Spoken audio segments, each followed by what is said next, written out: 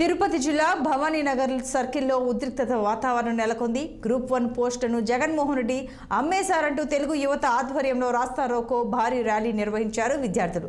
రాష్ట్ర ప్రభుత్వానికి వ్యతిరేకంగా పెద్ద ఎత్తున నినాదాలు చేపట్టారు. తెలుగు యువత రాష్ట్ర ప్రధాన కార్యదర్శి రవి నాయుడు గ్రూప్ 1 పోస్టును అమ్ముకున్న జగన్మోహన్ రెడ్డి రాజీనామా చేయాలని డిమాండ్ చేశారు. ఎన్నికల్లో నిరుద్యోగులే జగన్కు బుద్ధి చెబుతారని, నిరుద్యోగుల జీవితాలతో జగన్ ఆడుకున్నారని మండిపడ్డారు రవి నాయుడు. 2018లో నారా చంద్రబాబు నాయుడు గారు నిరుద్యోగుల కోసం గ్రూప్ 1 162 పోస్టులు నోటిఫికేషన్ విడుదల చేయండి. ఈయన జగన్మోహన్ రెడ్డి నేను ముఖ్యమంత్రి అయితే గ్రూప్ 1 పోస్ట్ అన్ని నియామకాలు చేస్తారని చెప్పారు. నమ్మారు యువతంతా.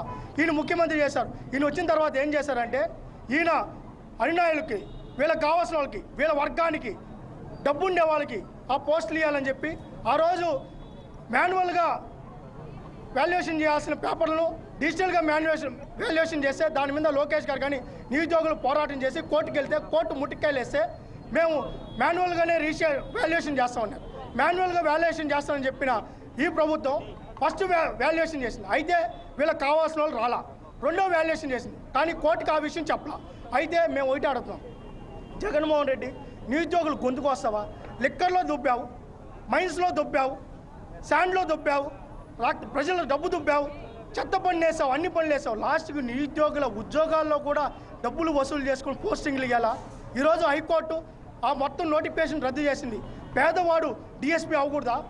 పేదవాడు ఎంఆర్ఓ అవ్వకూడదా? పేదవాడు జాయింట్ కలెక్టర్ అవ్వకూడదా? ఒక్కొక్క పోస్ట్